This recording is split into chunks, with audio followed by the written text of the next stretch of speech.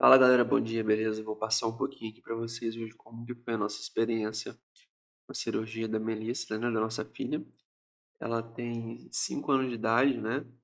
A gente começou a ter problemas com ela quando ela tinha cerca de 2 anos, 2 para 3 anos. Com 3 anos intensificou mais um pouco.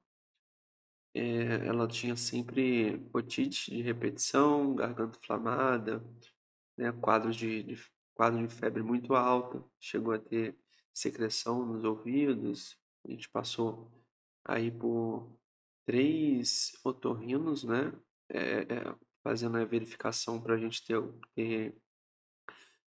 opções e visões diferentes, do do que se tratava de fato. E todos os 3 indicavam que ela deveria fazer a cirurgia de remoção do da carne no nariz, né, eu esqueci o nome. A amígdala é a da garganta, né. Da adenoide, a gente fala carne no nariz, né, da adenoide e das amígdalas. Ela tinha umas amígdalas muito grandes e com isso ocasionava muitas infecções também.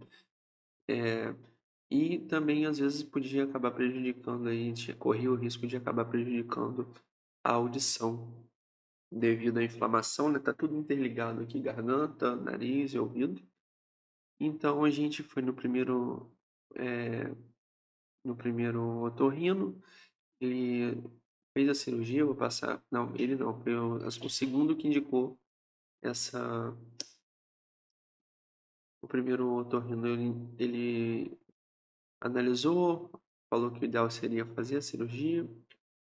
Aí a gente foi no segundo para ter uma opinião, e no fundo a gente está sempre tentando fugir da cirurgia, né. E aí a gente fez aqui no caso, deixa eu mudar a câmera aqui, espera aí. Aqui a gente fez essa cirurgia, que foi a cirurgia eu esqueci o nome da cirurgia, né, mas bota a câmera aqui na pra ver o tamanho da adenoide dela.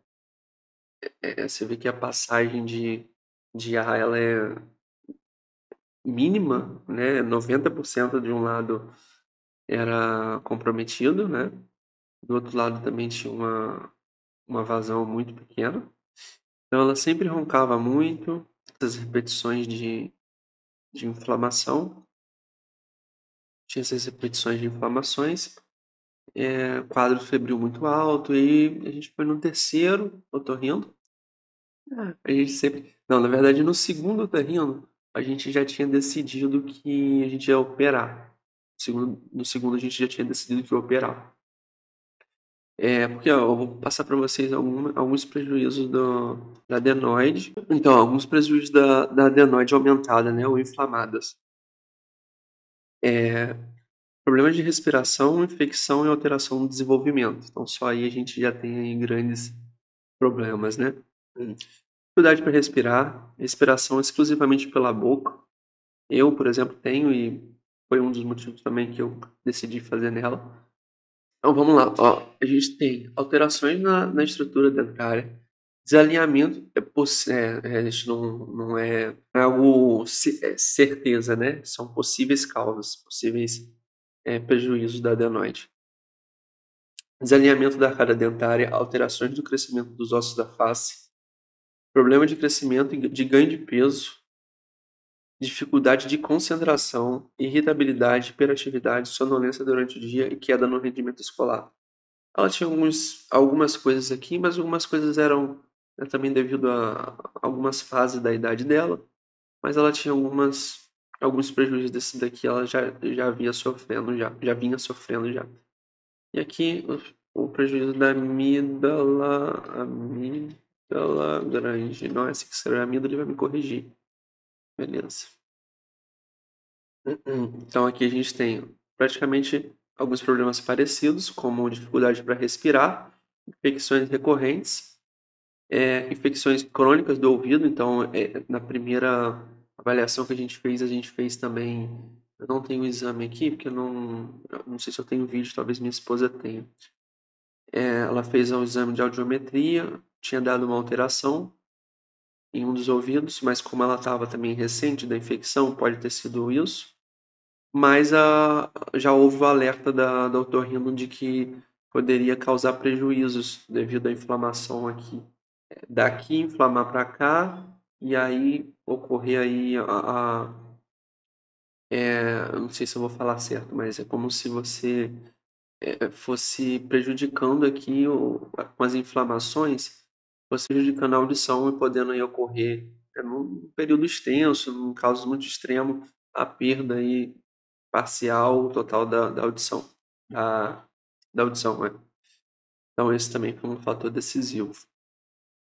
Então, possíveis prejuízos da amígdala grande. Infecções crônicas de ouvido e seios nasais, sinusite, infecções que se espalham para outra parte do pescoço e garganta, dificuldade para respirar, perda da audição, né?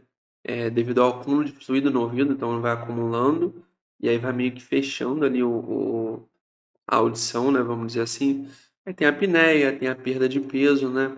Problemas cardiovasculares, enfim, tudo isso daqui não são problemas que necessariamente vão acontecer, mas são possíveis causas aí devido a um desses fatores. Enfim, tudo isso nos levou a decidir fazer, né? Nessa segunda consulta a gente já tinha decidido fazer, estava decidido que faria. E aí agora a gente estava um pouco inseguro quanto a quem faria, né? E aí veio a terceira consulta, né? Foi a terceira consulta também particular.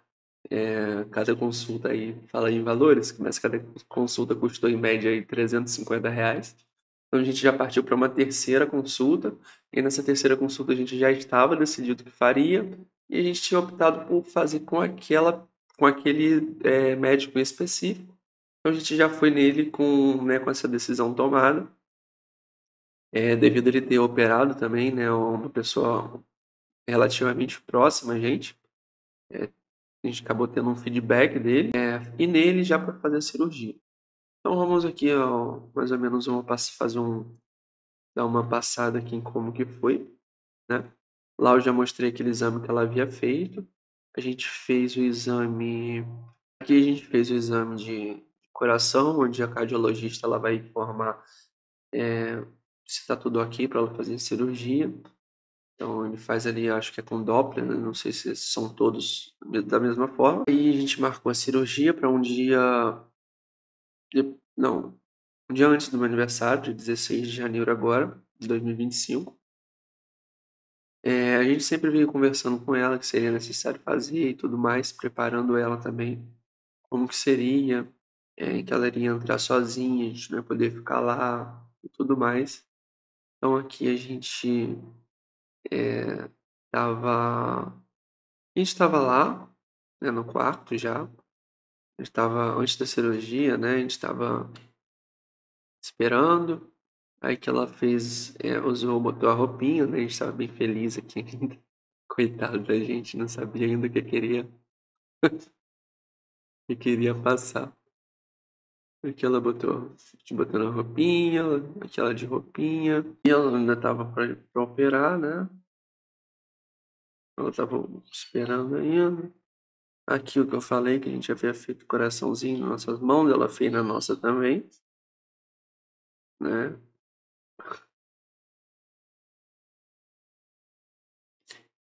Aqui, aqui a gente deixou ela um pouquinho no celular, que tava demorando, né? Não ficar aquela ânsia total. A gente jogou, a gente levou, né? Minha esposa levou um mundozinho pra gente jogar. Jogou Uno na salinha lá, ficamos esperando, jogando Uno. Tudo para tentar criar um clima que não fosse tão apreensivo, né? Ou algo assim. É, daí aqui, isso daqui foi antes de tudo isso, né? Beleza, a gente tinha chegado no quarto.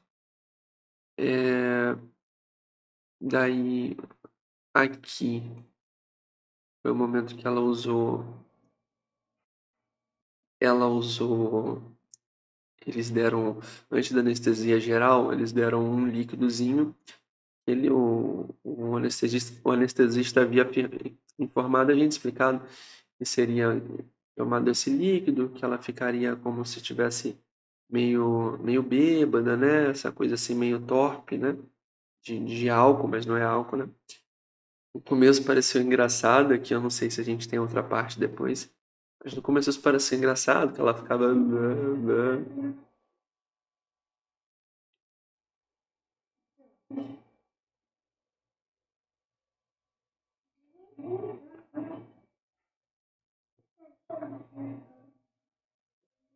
Ela,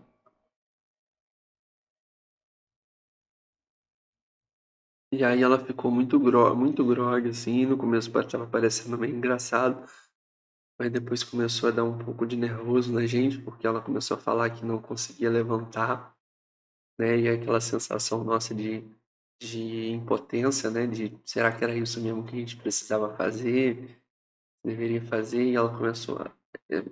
Ela estava deitada, falando pra gente que não conseguia levantar. E fazendo meio que, né? Como se tivesse. Enfim. Aí já passou. No começo a gente achou engraçado, mas depois começou a achar. Não é achar errado, mas é porque a gente fica no sentimento de impotência, né? De nervoso, né, de se é aquilo mesmo que normal e tal, e de ver o seu filho dessa forma, né? É, mas aí ela ficou, a gente ficou um pouco nervoso, apreensivo nesse momento. E aí depois ela foi para entrar na sala de cirurgia, né? Que ela já foi meio groguezinha, ainda acordada. A gente fez também um desenhozinho na mão dela, um coraçãozinho meu, dela e da mãe dela, na mãozinha dela, para ela ir com o coraçãozinho nosso. E aí ela foi, entrou na sala. Aqui a gente estava esperando do lado de fora, na sala, logo aqui do ladinho, na entrada aqui, era na entrada daqui, era mais para cá um pouquinho, a gente já ficou ali pertinho. E durou cerca de 1 hora e meia a remoção da adenoide da amígdala. É, e, e aí ela voltou assustada, chorando, gritando muito de dor, né? O momento que passa ali a anestesia é um momento mais dramático um pouco. E a gente já não tem, né, filmagem que não, né, não, a gente já estava num momento já mais apreensivo, mas aguardando e tal. E aí a gente voltou para a sala com ela, que ela já tinha retornado. A boquinha dela tava. Acho que isso aqui foi no segundo dia, na verdade. A boquinha dela no primeiro dia tava muito inchada, muito mesmo. É, muito inchado, tava aqui, ela não conseguia abrir muito, falar muito, né? Acho que devido à utilização do. Acho que deve usar alguma coisa para abrir a boca, né? Aqui acho que foi já no terceiro dia que já estava um pouco mais tranquilo, né? Comendo ali comidinha. O médico informou pra gente que foi mais complicado um pouquinho do que ele esperava, porque devido às inflamações que ela teve, é, a, as amígdalas elas estavam mais. Não vai ser um termo exato médico, mas não foi isso que ele disse, mas como se elas estivessem mais enraizadas, né? Que a superfície ali, ela é tipo uma. Não sei se eu vou falar certo, né? É como se fosse bem coladinha a pele, né? Não é tipo assim, o dedo tá aqui e o negócio tá aqui para cima. Ela é meio que coladinha mesmo, fazendo parte da estrutura aqui interna. Como haviam ocorrido muitas inflamações, ela tinha cada vez mais, como se tivesse criado ali raiz e travado mais. Isso ocorreu aí e isso acarretou, né, numa dificuldade maior da remoção dessas amígdalas. Mas as amígdalas foram removidas, a adenoide foi removida, ela retornou à sala, ficou ainda tempo naquela apreensão, muita dor, normal, não tem como não ter, mesmo com anestesia. Mas no caso dela, ela ficou, o que preocupou a gente bastante. Ela ficou 2 dias sem comer, quase 3 dias sem comer, ela não queria comer nada. a recomendação era comida gelada nos 3 primeiros dias, né, sorvete, coisas geladas e pastosas. Ela não queria nada, não aceitou nada, ficou no soro, estava bem magrinha, vomitou sangue acho que umas 4 vezes, intercaladas durante os 3 dias que ela ficou pós-cirurgia. Foram momentos muito que a gente pensou se realmente a gente ficou assim: "Meu Deus, será que a gente fez a coisa certa de fazer a cirurgia?", porque ela ficou muito caidinha, muito mal. Enquanto o outro teve uma outra criança que fez, no outro dia já tinha sido liberada. Então, há casos e casos, né, não dá para generalizar um caso, o meu caso com todos os casos. De forma geral, é uma cirurgia que ela é tranquila, né, assim, se você tem um médico aí que já tem algum tipo de experiência, de acompanhamento, já fez, né, ou já acompanhou outros médicos também, é uma cirurgia que ela é tranquila, mas o pós-operatório dela tem alguns riscos, né, o risco principal que a gente também tinha medo era da hemorragia, né, se abrir aqui os pontos, né, que foram dados. No caso, o principal era a garganta, né, a gente temia isso daí. Então não pode falar, não pode fazer esforço, quietinha, descanso. Ela dormiu muito, muito, muito. Acordava muito enjoado, com muita dor, chorando e enjoada, e vomitava sangue. É, é horrível, cara. Você vê assim, você não tem o que fazer, você não pode sofrer por ela. Enfim, e aí se passaram cerca de 2 dias e meio, quase 3 dias. Ela foi ter alta no sábado, depois um pouco do almoço. A gente preferiu ficar lá mais um pouco. Deixou ela dormir, apesar dela já ter tido alta, né? A alta, a gente ficou um pouco na dúvida, porque você acaba, devido a essa situação, você acaba querendo que ela fique lá, por estar mais protegida dentro do hospital, tá no soro e tudo mais. Mas o próprio ambiente, às vezes, também é bom, dependendo do nível que ela já esteja melhor, voltar para casa, né, respirar um pouco o outro ar. E aí ela ficou em casa. Os primeiros dias a gente deixou ela quietinha na cama por um bom tempo. Aí ela não, ela só foi liberada, na verdade, porque ela comeu algumas colherzinhas de iogurte. Senão, se ela não estivesse comendo nada, ela não seria liberada. Beber bastante água também era a recomendação. Ela não estava bebendo água nem nos 2 primeiros dias, e estava doendo. Acaba que dói muito, né? E aí o medo, né, que cria ali na criança do que aconteceu, acaba dando ali uma travada e nem água ela estava tomando.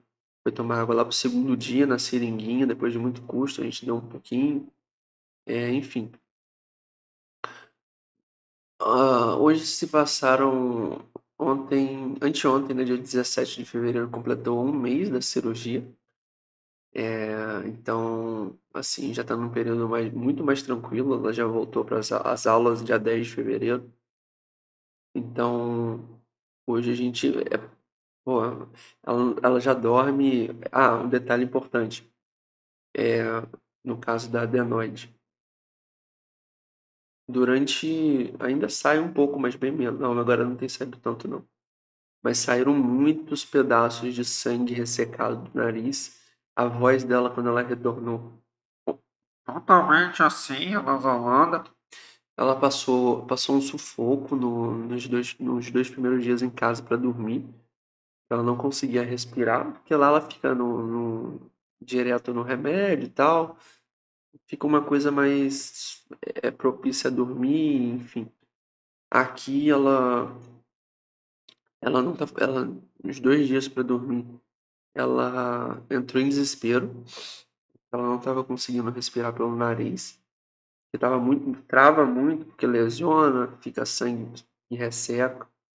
Ela não estava conseguindo respirar.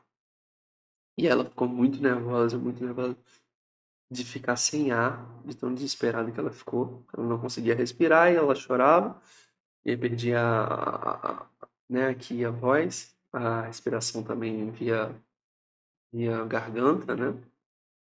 E foram 2 vezes que a gente também passou um sufoco nessa questão de respirar. A gente precisou tentar acalmar muito ela, e foi tenso. E depois começaram a sair uns pedaços enormes de sangue seco junto com meleca e secreção, mas muito grande mesmo. Porque você precisa fazer a lavagem, manter a lavagem nasal, né? Pelo menos foi a recomendação, não sei se é a recomendação total de todos os médicos, mas lavagem nasal a gente ficou fazendo. E depois alguns espirros saíam pedaços enormes de sangue seco com meleca. De assustar, de falar, mano, como que isso aqui tava no. Não sei se é pedacinho da. Porque a adenoide ela é aspirada, né? Então era sangue seco com meleca, vamos dizer assim. A gente ficava, como que isso daqui sai do nariz, velho? Coisas enormes. Mas graças a Deus hoje ela dorme. Nem dá pra ouvir ela dormindo, a gente fica até um pouco com medo, né? Às vezes. Porque ela dormia roncando, dormia de boca aberta. Então, assim, a gente hoje sabe que tomou a decisão certa, apesar desse sufoco que a gente passou. Então, se você pensa se é algo que está prejudicando hoje o teu filho ou a tua filha, sabe que você, né, os responsáveis, caso decidam, passarão um sufoco, né, de susto e tal. O pai sempre tenta manter um pouco mais a calma, mas por dentro ele sempre é apreensivo. Mas logo depois que passar esse sufoco e tal, com certeza vocês verão que terão tomado, né? Que tomaram a decisão correta, fazer a cirurgia, porque, enfim, são só benefícios pós-cirurgia, pós, né, o período aí de liberação médica. Mas se não é algo que esteja ainda tão grave, eu não sei se compensa. No caso dela, as inflamações eram sinistras, muito tensas, febre de 39, varada, vômito, enfim, a gente pensou muito nisso também e não ter mais esses quadros.